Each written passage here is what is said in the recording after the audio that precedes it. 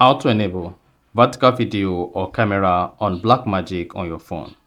So if you're using the Blackmagic and you want to change from the horizontal video to a vertical video just like the normal iPhone camera like this, then this video is going to walk you through how to do this step by step. So if you download this, you found this often informative, please don't forget to like and then subscribe. By default, the Blackmagic camera is set to landscape or horizontal. And now to change it to vertical, all you just need to do is go ahead and open the camera app on your phone. So just go ahead, open the camera app. Once open the camera app, click on settings at the bottom right.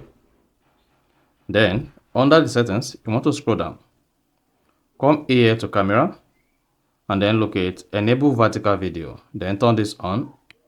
Once you enable vertical video, then come back here and click on camera.